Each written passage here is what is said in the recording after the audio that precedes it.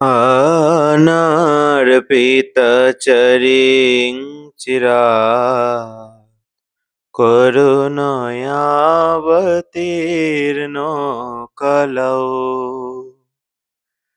स्वमर्पयितुमुन्नतो ज्वलराशां स्वभक्तिश्रियम् हरिपूरटसुन्दर द्युतिकदम्बसन्दीपित स्वदा हृदयकन्दरे स्फुरतु वः शचीनन्दन स्फुरतु वः शचीनन्दन स्फुरतु वः शचीनन्दन। জয়রূপ সনাতন ওহে ভট্ট রঘুনাথ, আমার শ্রীজীব গোপাল ভট্ট দাস রঘুনাথ,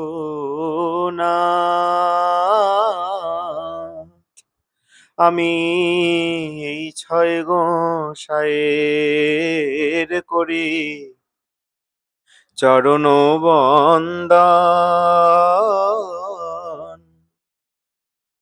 যাহা হইতে বিঘ্ন নাশ আমার অভীষ্ট পূরণ। নমস্কার, সকল সাধুগুরু বৈষ্ণবের শ্রী চরণ কমলে কোটি কোটি দণ্ডবত প্রণাম। আজ আমাদের আলোচনা শ্রী শ্রী চৈতন্য চরিতামৃত গ্রন্থের আদিলীলার প্রথম পরিচ্ছেদের মঙ্গলাচরণের 4 নম্বর শ্লোক। অনর্পিতচরিং চিরাৎ করুণয়াবতীর্ণ কলৌ সমর্পয়িতুম উন্নত উজ্জ্বল রসাং স্বভক্তি শ্রিয়াম হরিঃ পুরট সুন্দর দূতি কদম্ব সন্দীপিত সদা হৃদয় কন্দরে স্ফুরতু ওয়াহ শচীনন্দন। শ্রী শ্রী চৈতন্য চরিতামৃত গ্রন্থের বিশ্লেষণ করব এমন ক্ষমতা বা যোগ্যতা কোনোটাই আমার নেই, তাই শ্লোকের বিশ্লেষণে অনেক ভুল ত্রুটি হবে। কৃপা করে আপনারা সেই সমস্ত ভুল ক্ষমাসুন্দর দৃষ্টিতে দেখবেন। সকল শ্রোতা ভক্তবৃন্দের কাছে এই আমার প্রার্থনা। এবার আমরা শ্লোকের মূল আলোচনায় প্রবেশ করব। অনর্পিত চরিং অর্থাৎ যা পূর্বে কখনো অর্পণ করা হয় নাই, চিরাত চিরকাল ধরে যা অর্পিত হয় নাই। কি অর্পিত হয় নাই?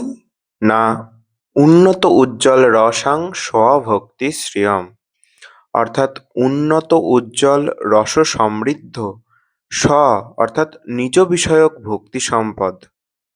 চিরকাল নাহি করি প্রেম ভক্তি দান, ভক্তি বিনা জগতের নাহি অবস্থান অর্থাৎ স্বয়ং ভগবান শ্রীকৃষ্ণ তার এই স্ববিষয়ক ভক্তি সম্পত্তি চিরকাল দান করেন না, কিন্তু সেই উন্নত উজ্জ্বল রস সমৃদ্ধ স্ববিষয়ক ভক্তি সম্পত্তি বা স্ববিষয়ক প্রেমভক্তি দান করিবার হেতু এই কলিযুগে স্বয়ং ভগবান অবতীর্ণ হলেন।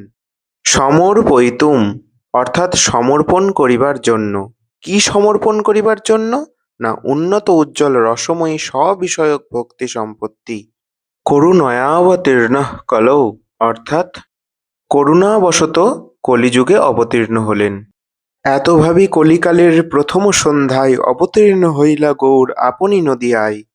চৈতন্য সিংহের নবদ্বীপে অবতার, সিংহগ্রীবা সিংহবীর্য সিংহের হুঙ্কার, সেই সিংহ বসুক জীবের হৃদয় কন্দরে, কল্মষদীরদ নাশে যাহার হুঙ্কারে। পুরট সুন্দর দূতি কদম্ব সন্দীপিত। পুরট শব্দটির অর্থ হল খাঁটি সোনা। সুন্দর অর্থাৎ যা মনোহর, যা মনকে হরণ করে তাহাই সুন্দর।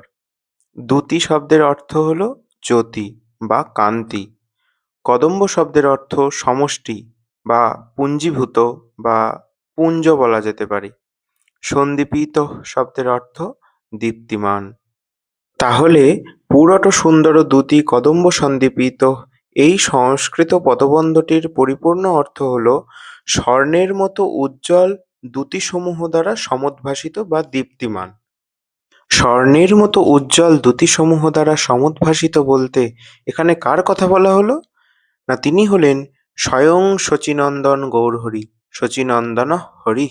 শচীনন্দন রূপে অবতীর্ণ হওয়া সেই শ্রী গৌরহরি সদা হৃদয় কন্দরে স্ফুরতু বঃ। সর্বদা তোমাদের হৃদয়রূপ গুহায় স্ফূর্তিপ্রাপ্ত হউন। শ্লোকের পরিপূর্ণ অর্থ হল, পূর্বে বহুকাল পর্যন্ত যাহা অর্পিত হয় নাই, উন্নত উজ্জ্বল রসময়ী নিজের সেই ভক্তি সম্পত্তি দান করিবার হেতু যিনি করুণাবশত এই কলিযুগে অবতীর্ণ হলেন, স্বর্ণ হইতেও উজ্জ্বল কান্তিসমূহ দ্বারা সমুদ্ভাসিত সেই শচীনন্দন হরি সর্বদা তোমাদের হৃদয়রূপ গুহায় স্ফূর্তিপ্রাপ্ত হন। শ্লোকে বলা হলো, বহুকাল পর্যন্ত পূর্বে এই উন্নত উজ্জ্বল রসময়ী ভক্তি সম্পত্তি দান করা হয় নাই। কিন্তু এই বহুকাল মানে কতকাল? সেই সময়ের পরিমাপ কেমন এবং কেনই বা তিনি তা এতদিন দান করেননি? এই বিষয়ে পরিপূর্ণরূপে অনুধাবন করতে গেলে আমাদের ব্রহ্মার একদিন সম্পর্কে ধারণা থাকা প্রয়োজন, যা আমরা পূর্বের ভিডিওতে বিশদে আলোচনা করেছি। ব্রহ্মার একদিনে তিহ একবার অবতীর্ণ হইয়া করেন প্রকট বিহার, অর্থাৎ স্বয়ং ভগবান শ্রীকৃষ্ণচন্দ্র ব্রহ্মার একদিনে বা ব্রহ্মার এক কল্পে একবার জগতে অবতীর্ণ হন। এবং শুধু তাই নয়, যে দাপরে তিনি ব্রজে কৃষ্ণচন্দ্র রূপে আবির্ভূত হন, তার পরবর্তী কলিতেই তিনি শ্রীরাধার ভাবকান্তি গ্রহণপূর্বক পীতবর্ণে শ্রী শ্রী গৌরসুন্দর রূপে নবদ্বীপ ধামে অবতীর্ণ হন। এছাড়াও শ্রীমদ্ ভাগবত থেকে জানা যায় যে সত্যযুগে তিনি শুক্লবর্ণ, ত্রেতাতে রক্তবর্ণ এবং কলিযুগে তিনি পীতবর্ণে আবির্ভূত হন। অর্থাৎ বলা যায় যে গত দাপরের পূর্বেও কোনো এক কলিতে পীতবর্ণে তিনি অবতীর্ণ হইয়াছিলেন এবং সেই কলিযুগ থেকে বর্তমান কলিযুগ পর্যন্ত যে সুদীর্ঘ সময়, সেই সুদীর্ঘ সময়কেই এখানে চিরাত শব্দে উল্লেখিত করা হয়েছে। আমরা পূর্বেই আলোচনা করেছি যে ব্রহ্মার একদিনে তিহ একবার অবতীর্ণ হইয়া করেন প্রকট বিহার, অর্থাৎ ব্রহ্মার একদিনে স্বয়ং কৃষ্ণ একবার আসেন এবং তার পরবর্তী কলিযুগে নবদ্বীপে আমার শ্রী গৌরসুন্দর অবতীর্ণ হন। এবার ব্রহ্মার একদিনে 14টি মন্বন্তর থাকে। এই 14টি মন্বন্তরের সময়কাল মনুষ্য হিসেবে প্রায় 432 কোটি বছরের সমান হয়। ব্রহ্মার এই 14টি মন্বন্তরের মধ্যে বর্তমানে যে মন্বন্তর চলছে তার নাম হলো বৈবস্বত মন্বন্তর। এবার এই সপ্তম মন্বন্তর অর্থাৎ এই বৈবস্বত মন্বন্তরেও অন্যান্য মন্বন্তরগুলির মতো 71টি করে চতুর্যুগ রয়েছে এবং এই 71টি চতুর্যুগের মধ্যে 27টি চতুর্যুগ অতিবাহিত এবং 27 নম্বর চতুর্যুগ অতিবাহিত হওয়ার পর 28 নম্বর চতুর্যুগের মধ্যে সত্যযুগ, ত্রেতাযুগ এবং দ্বাপর যুগ অতিবাহিত এবং কলিযুগের সূচনা হয়েছে। এই কলিযুগের প্রথম সন্ধ্যায় শ্রীকৃষ্ণ চৈতন্য মহাপ্রভুর আবির্ভাব ঘটে। শুধু তাই নয়, এর পূর্বেও কোনো এক কলিযুগে শ্রীকৃষ্ণ চৈতন্য আবির্ভূত হয়ে ব্রজপ্রেম সম্পত্তি দান করেছিলেন এবং কাল প্রভাবে তা লুপ্ত হয়ে যায় এবং সেই লুপ্তপ্রায় প্রেমভক্তি জগজ্জীবের মধ্যে পুনরায় বিতরণের জন্য প্রভুর এই কলিতে আগমন। ব্রহ্মার পূর্বকল্পে যে কলিযুগে এই প্রেম বিতরণ হয়েছিল, সেই কলিযুগ থেকে বর্তমান কলিযুগ পর্যন্ত সময়ের ব্যবধান মনুষ্য হিসেবে প্রায় 864 কোটি বছর। জগজ্জীব প্রায় 864 কোটি বছর এই প্রেম সম্পত্তি হইতে বঞ্চিত। এবার যুগধর্ম প্রবর্তন হয় অংশ হইতে, আমি বিনা অন্যে নারী ব্রজপ্রেম দিতে। কৃষ্ণ বলছেন যে যুগধর্ম প্রবর্তন অংশ দ্বারা সম্ভব, কিন্তু ব্রজপ্রেম দান অংশ দ্বারা কখনো সম্ভব নয়। এবার গীতায় উনি যে প্রতিজ্ঞা করলেন যে যখনই যখনই ধর্মে গ্লানি হবে, অধর্মের অভ্যুত্থান হবে, তখন পুনরায় ধর্ম স্থাপনের জন্য সাধুগণকে পরিত্রাণের জন্য তিনি যুগে যুগে অবতীর্ণ হবেন। এই কাজের জন্য স্বয়ং ভগবানকে কখনো অবতীর্ণ হতে হয় না। স্বয়ং ভগবান তার অংশকে পাঠান এবং এই অংশকে প্রেরণের মাধ্যমেই তার যুগধর্ম প্রবর্তন সম্ভব হয়। তাই তো বললেন যে যুগধর্ম প্রবর্তন হয় অংশ হইতে, আমি বিনা অন্যে নারে ব্রজপ্রেম দিতে। আরও বললেন, স্বয়ং ভগবানের কার্য নহে ভার হরণ, স্থিতিকর্তা বিষ্ণু করেন জগত পালন। অর্থাৎ স্বয়ং ভগবানের কার্য কখনো পৃথিবীর ভার হরণ করা নয়। এছাড়াও অসুর মারণ, যুগধর্ম প্রবর্তন এগুলিও কখনো স্বয়ং ভগবানের কাজ নয়। কবিরাজ বললেন, এই মতো চৈতন্য কৃষ্ণ পূর্ণ ভগবান, যুগধর্ম প্রবর্তন নহে তার কাম। তাই ধর্ম সংস্থাপন, অসুর মারণ আদি ইত্যাদি কর্ম পরিচালনার জন্য যুগ অবতার, মন্বন্তর অবতার যারা আসেন তারা সকলেই অংশ, এবং এই অংশ হওয়ার কারণে তারা ব্রজপ্রেম দান করতে সক্ষম নন। কারণ কৃষ্ণ নিজে ছাড়া এই প্রেম সম্পত্তি কেউ দান করতে পারেন না। তাই ব্রজপ্রেম সম্পত্তি দান করিবার নিমিত্ত কেবল স্বয়ং ভগবানকেই অবতীর্ণ হতে হয়। অর্থাৎ এই ব্রজপ্রেম সম্পত্তি সহজলভ্য না হওয়ার কারণ বা অনর্পিত হওয়ার কারণ ভগবান তার অবতারকেই যুগ অবতার বা মন্বন্তর অবতার রূপে পাঠান বটে, কিন্তু তিনি বারবার নিজে আসেন না। স্বয়ং ভগবান কেবল ব্রহ্মার একদিনে একবারই আসেন। এছাড়াও কৃষ্ণ যদি ভক্তকে ভুক্তি মুক্তি দিয়ে ছুটি পান, তিনি আর তাকে কখনো প্রেম সম্পত্তি দান করেন না। সেই কারণে এই প্রেম সম্পত্তি হলো দুর্লভ বস্তু। তাই প্রভু যখন অবতীর্ণ হন, স্বর্গের দেবতারা অবধি এই প্রেম পাওয়ার জন্য তারা ছটফট করে। স্বর্গের দেবতারা অবধি তারা প্রার্থনা করে, প্রভু কেন নরদেহ না দিলে মোদের, আমরা সঙ্গে ফিরতাম, লীলা হেরতাম, আর তোমার প্রেম পাথারে সাঁতার দিতাম। কেন তারা নরতনু প্রার্থনা করে? কারণ নরতনু ভজনের মূল। দেব অভিমানী এই ভজন যে হয় না। আর কারা পেল এই প্রেম সম্পত্তি? না যারা কাঙাল, যারা সব অভিমান ত্যাগ করতে পারল। রাস্তায় শস্যের গাড়ি বা চালের গাড়ি যদি উল্টে যায়, তাহলে কারা যায় সেই চাল নিতে বা শস্য নিতে? যারা কাঙাল তারাই তো ছুটে যায়, যারা ধনী তারা তো ছুটে যায় না। সেই কারণে স্বর্গের দেবতারাও এই প্রেম থেকে বঞ্চিত, কারণ তারা কাঙাল হতে পারল না। দেব অভিমান তারা ত্যাগ করতে পারল না, তাই অভিমান শূন্য হৃদয় হতে হয়।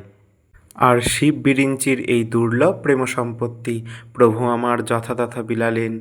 হেন প্রেম শ্রীচৈতন্য দিলা যথাতথা, জগাই মাধাই পর্যন্ত পেল অন্যের কা কথা।